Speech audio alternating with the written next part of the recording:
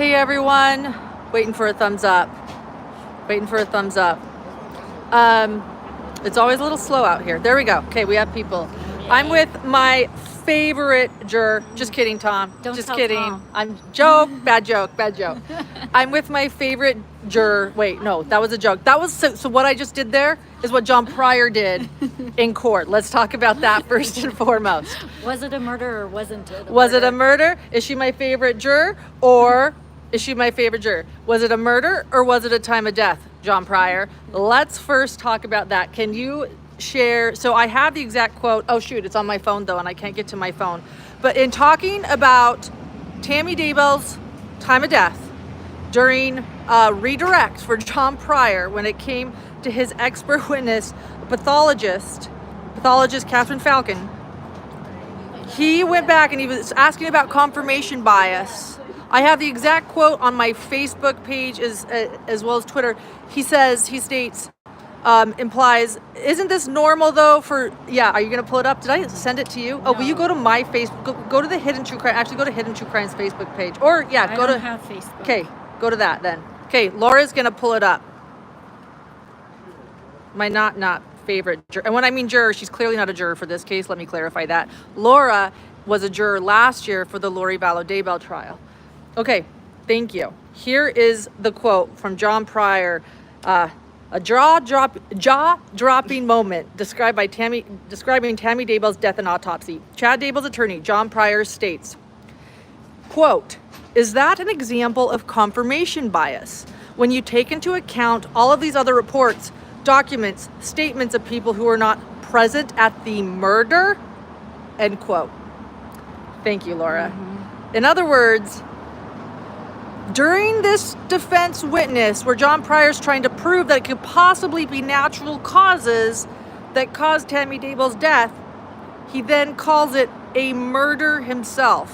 What were your thoughts when you heard that, Laura? And did you hear it when it was happening? I didn't hear it. She didn't hear it. Well, I heard it, but I have opinion bias listening to it, right? Because you said murder, I thought, yeah, murder. But then when you put the quote out, I was like, he did say that. I mean, he knows, we know, it was a murder. So in other words, as far as the jurors go there, whether they catch it or not, I mean, if they don't catch it, it might be because they already assume it's a murder. If they do catch it and they're like wavering.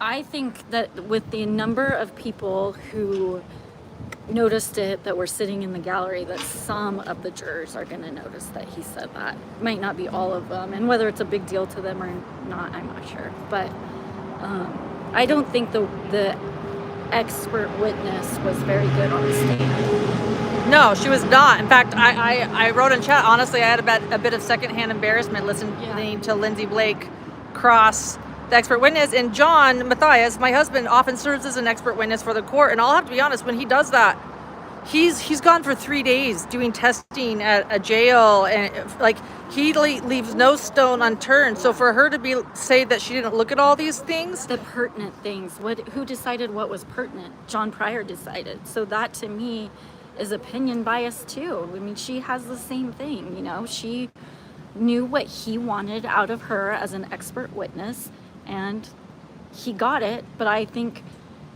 don't think she was very well spoken for being an expert and saying that she had done it 300 times. I'm like, no. Yeah, well, the irony is, let me just explain it this way too. John is no pathologist, but he is a psychologist that is an expert witness in court cases, including murder cases, offender cases. And what these interviews are in deciding the cause of death are very important. They're called collateral interviews, collateral evidence. They are evidence, and they go into the objective cause of death.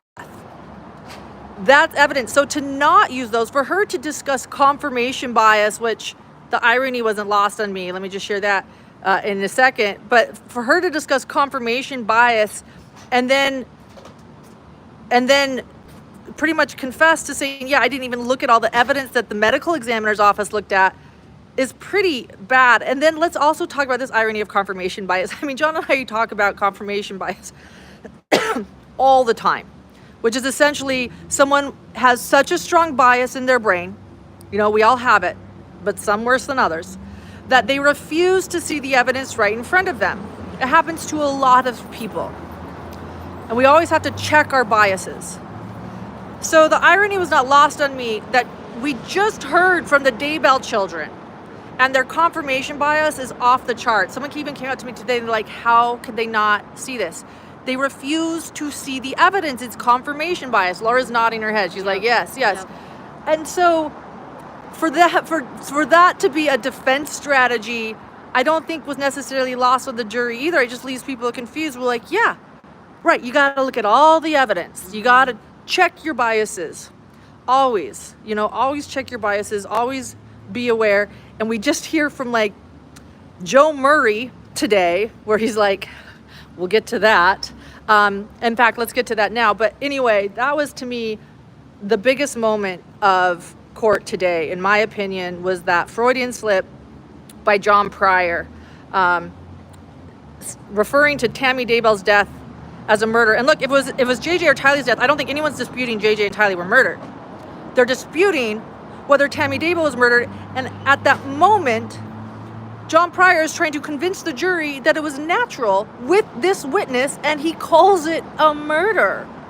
Okay, so I want to, Laura and I have not talked. I want to get a fresh take from a juror's point of view, last year's Lori Vallow juror. What were your thoughts about Joseph Murray today and yesterday? And, whatever, anything that's on your mind.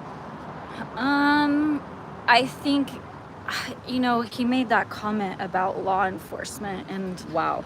that was really disturbing to me. I have too. family in law enforcement, and I've gotten, to know the guys that have been on this case too, and it was really disgusting to me. There was dead children buried in that backyard, and you have it out for law enforcement. And then I guess it kind of goes to Emma's testimony too of, well, I haven't talked to John Pryor. He hasn't told me what to say. Oh, so nobody's told you what to say, and the two of you didn't talk about what to say? I know. Okay. Do you think we're stupid? Right. I don't know. You're being called as a defense witness. Yeah. And you're the child or the son-in-law of the defendant they're trying to get off. Right. I mean, you live in his home. yeah. And you got how many thousands of dollars from him and a vehicle, and yeah. Right. It wasn't lost on the jury. You don't think so? No, I'm asking you. Do you think it was lost on the jury? It wouldn't have been for me. Yeah. Well, there you go. I mean, I don't think it was either. yeah. I think they're picking up the lot. I think it's an attentive jury. Yes, for sure. Yeah. But Yeah. I think they're tired. For sure. You were tired at the end of yours, and this has gone on now a lot longer than yours did. Yeah, and they have a lot more on their shoulders. People were complaining that they made a comment about people passing notes and stuff. And I just want to say, for people who make those comments, is this jury has got a lot of trauma in their head, and they haven't been able to talk about it with anybody. And so the little things are probably driving them crazy, and they would probably prefer if we all weren't there. And I understand that. So Right. And people passion for them. Yeah, and people are closer to the jurors today too because of all the people coming to see the defense. And to clarify, the note passing is not to the jurors. Let's be clear. What's happening is people in the gallery are taking notes on notebooks about what is being said, and allegedly that has been also just a distraction, I guess, to those sitting close to the jury box. I don't think they necessarily can read anything, but I think just it's the papers. it's the papers being flipped and pen, and they would prefer people taking notes on their phone, is what was said. Let's talk about Joseph Murray for a second because, okay, we'll see it. Thank you, Laura. Thank you. My not favorite juror. I'm just gonna keep confusing Tom Evans. No, just kidding. Just kidding, Tom. Let's talk about Joe Murray, because it was a wild testimony. For those that saw John, my husband, Matthias's show yesterday with John after Emma Murray, Joe's wife and Chad Daybell's daughter, testified, as well as Garth, John pointed out some things that were very concerning. That her standing and defending that she is the one that Googled the wind direction the day before Tylee's was burned and buried and in the yard actually sort of implicates her in these crimes.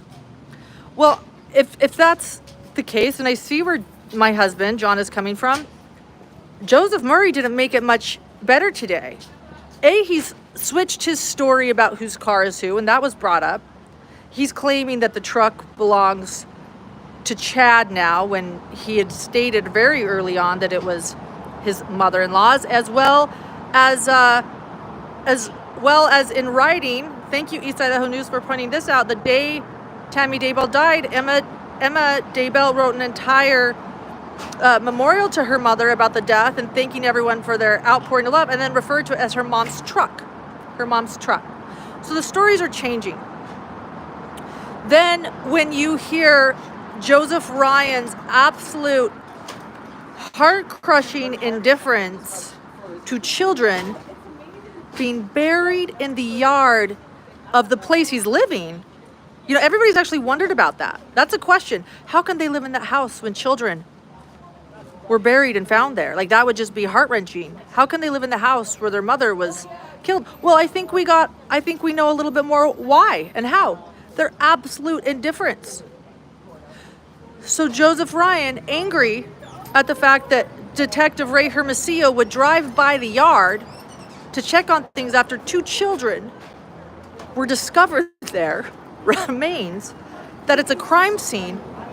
Joseph Murray says, yeah, no, there's no reason for law enforcement to drive by our house, the crime scene, after 2 children were found buried and dismembered and burned there. No reason at all.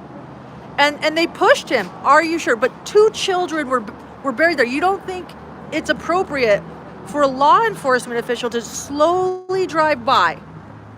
Joseph Murray, no, not appropriate. Once the children are found, donezo. Not okay.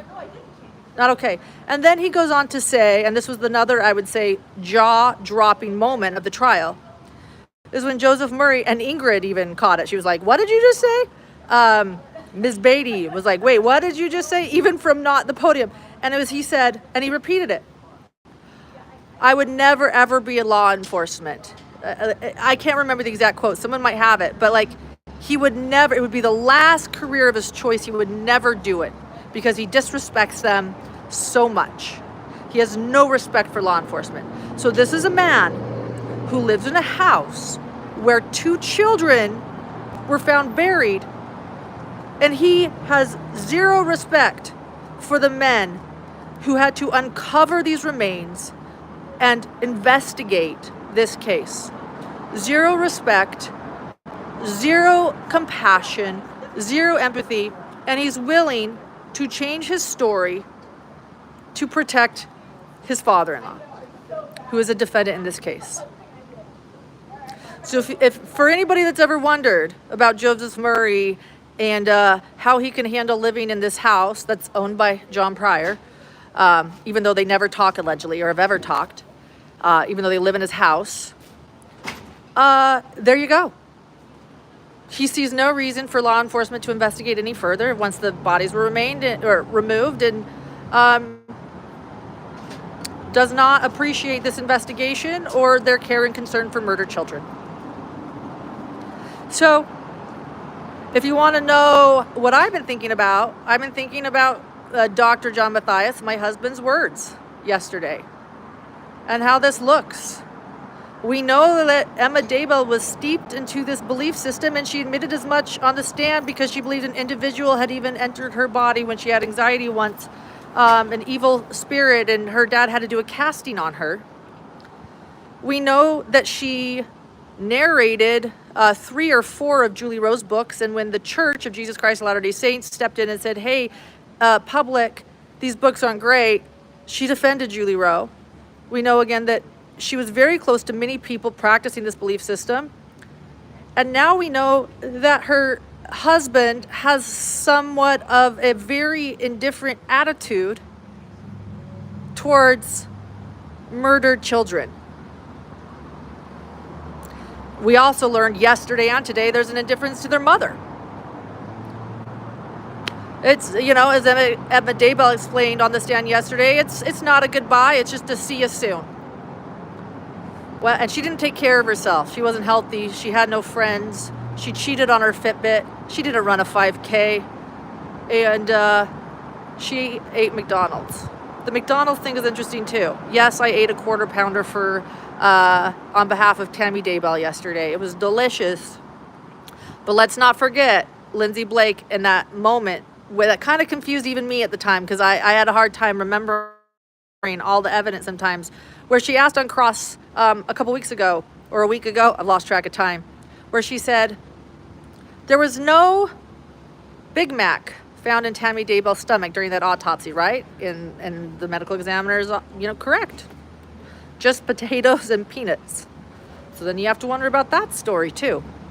Did they really bring her McDonald's? Did she really eat McDonald's that night?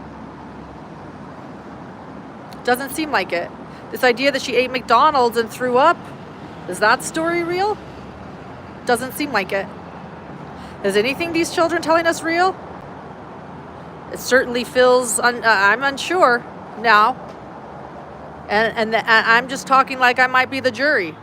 It sure doesn't seem like we can trust any of these defense witnesses right now. Reegan Price coming up. It was a nothing burger, in my opinion. They called her, the neighbor.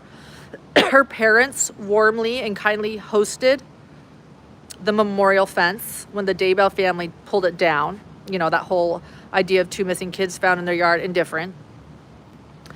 And so they hosted the memorial sign in their yard. She testified today, and I guess it was because of a raccoon. There was a raccoon issues, and people have shotguns, and some people, take care of them. It was really a nothing burger. She didn't say much. And I don't think that's going to sway the jury either way either. Anyway, those are my thoughts. Let me tell you what happened after. So we recessed, right?